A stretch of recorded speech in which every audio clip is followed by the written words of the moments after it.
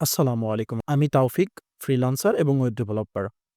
আমি আজকে আসলে দেখাবো যে কিভাবে আমি একটা আইডির মতো আমার কোড অ্যাসিস্ট্যান্ট বানাইছি, যেটা আমি এখন বর্তমানে ফ্রিতে ইউজ করতেছি। যেখানে হচ্ছে আমাকে বানাইতে হইছে একটা Chrome এক্সটেনশন, জাস্ট কিছু জাভাস্ক্রিপ্ট কোড দিয়ে অ্যান্ড একটা পাইথন দিয়ে জাস্ট সিম্পল একটা ইউআই বানাইছি। যেটা হচ্ছে আমি যদি এখান থেকে কমেন্ট দিই তাহলে দেখতে পারবেন যে একটা নিউ পপআপ ওপেন হবে, যেখানে আমাকে বলবে যে এখান থেকে দেখতে পাচ্ছেন যে ইনডেক্সড ফাউন্ড 1 আইটেম।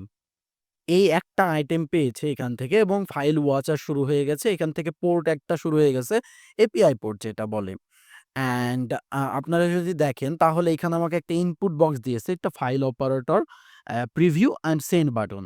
অ্যান্ড এখানে একটা অপশন আছে ইনক্লুড ফোল্ডার কনটেন্ট। প্রথমত আমি একটু যদি হচ্ছে এখানে যাই এবং এটাকে টার্ন অন করি, আপনি সাথে, সাথে দেখতে পারবেন যে লিসেনার ইজ অ্যাক্টিভ বলতেছে এবং এইখানে দেখতে পারবেন Chrome extension connected and the API now ready to accept request. আচ্ছা, এখানে কি হলো? এখানে এইখানকার যে এপিআইটা আছে বা এই যে টেক্সট এডিটরের যে এপিআইটা আছে সেইটা কানেক্ট হয়ে গেল আমার যেই ব্রাউজার আছে সেই ব্রাউজারের সঙ্গে। এইবার যদি আমি কোনো একটা প্রম্পট লিখি এখান থেকে, for example, "can you please give me a simple page with Tailwind CSS in the" দেখতে পাচ্ছেন যে আমি কিন্তু ফাইলটাকে মেনশন করতে পারছি এবং আমি যখন হচ্ছে লিখতেছি, এন্টার করতেছি, তখন দেখতে পাচ্ছেন এখানে কিন্তু আমার যতগুলো ফাইল আছে সেগুলো কিন্তু সব শো করবে। তো আমি এখান থেকে সার্চ দিয়ে করতে পারি। মানে আমি যদি লিখি তাহলে সেটাকে সার্চ হবে আরকি। এবং আমি বিভিন্নভাবে ভিতরে ঢুকতে পারি এবং ডিটেইলস আরো যেতে পারি। এবং আমি এখান থেকে যদি সেন্ড এ ক্লিক করি তাহলে কিন্তু এটা সেন্ড হয়ে যাবে এবং প্রিভিউ এ ক্লিক করলে কি হচ্ছে, এইখান থেকে দেখতে পাচ্ছেন এই যে মেনশন করছি, এই মেনশন করা ফাইলটাকে কিন্তু প্রম্পট এর মধ্যে অটোমেটিক্যালি নিয়ে আসছে।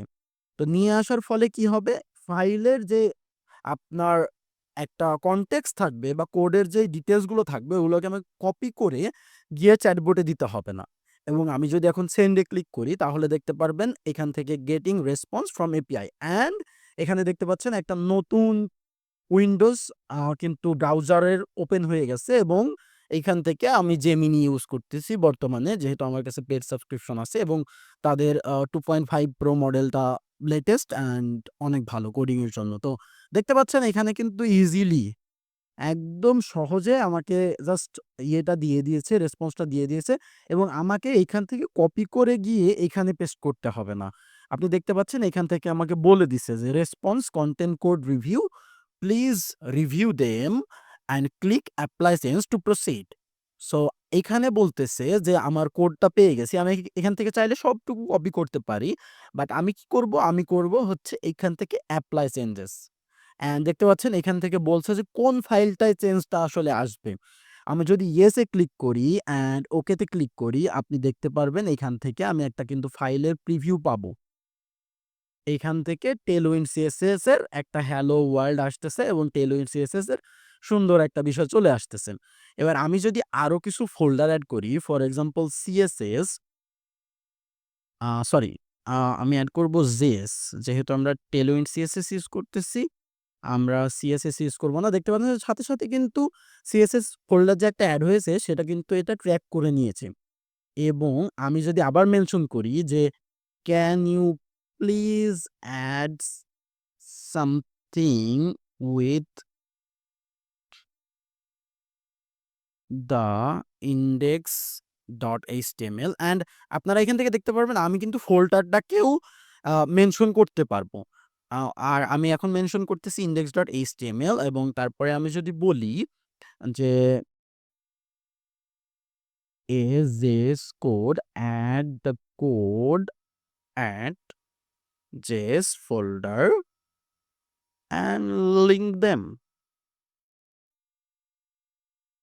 আপনি দেখতে পারবেন আমি যদি কন্ট্রোল এন্টার ক্লিক করি তাহলে আবার কিন্তু রেসপন্স একটা চলে যাবে এখানে এবং এখানে দেখতে পারবেন যে এই যে ফাইলের HTML টা চলে এসেছে কিন্তু এবং এখানে ফোল্ডারের স্ট্রাকচার সহ ফাইলের সকল ডিটেইলস চলে আসবে। ফর এক্সাম্পল কি ফাইল আছে এবং ফাইলের মধ্যে কনটেন্ট কি আছে এইটা হচ্ছে বিষয় এবং এখান থেকে দেখতে পাচ্ছেন একটা main.js ক্রিয়েট করে দিয়েছে। এখানে কিন্তু আমার কোনো js ফাইল নেই এবং এখানে শুধুমাত্র আমার index.html আছে। আমি যদি এখান থেকে এপ্লাই চেঞ্জেস এ ক্লিক করি তাহলে দেখতে পারবেন ২ টা ফাইলে সে চেঞ্জ করবে এবং আমি যদি এপ্লাই এ ক্লিক করি তাহলে দেখতে পাচ্ছেন এখান থেকে কিন্তু main.js এড করে দিয়েছে।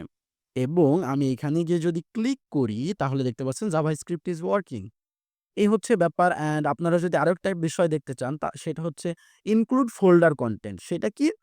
আমি যদি এখন জেএস ফোল্ডারটাকে মেনশন করি এবং এখান থেকে প্রিভিউ এ ক্লিক করি দেখতে পারবেন যে জেএস ফোল্ডারটা তো আসতেছে। অ্যাটাস্টেড ফাইল অ্যান্ড ফোল্ডার এখান থেকে আগে বলতেছে জেএস ফোল্ডারের মধ্যে কি আছে? দেখতে পাচ্ছেন এখানে বলছে যে main.js নামে একটা ফোল্ডার আছে এবং এখান থেকে main.js এর কনটেন্টটাও কিন্তু শো করায় দিচ্ছে। এবার আমি যদি এই ইনক্লুড ফোল্ডারটা বাদ দিয়ে যদি আমি প্রিভিউ এ ক্লিক করি তাহলে কি হবে? তাহলে হবে জাস্ট বলবে যে এই ফোল্ডারের মধ্যে কি ফাইল আছে সেই ফাইলের কনটেন্ট গুলোকে দিবে না। এই ছিল আজকের ভিডিও জাস্ট চাচ্ছিলাম যে আপনাদের সাথে শেয়ার করি আসলে আমি কিভাবে এআই দিয়ে হেল্প নিয়ে কাজ করতেছি ফাস্টার অ্যান্ড এটা আমার কাজকে অনেক গুণ প্রোডাক্টিভ করে দিছে এবং অনেক ভালো কাজ করতে পারছি এখন অনেক দ্রুত। ধন্যবাদ ভিডিওটি দেখার জন্য।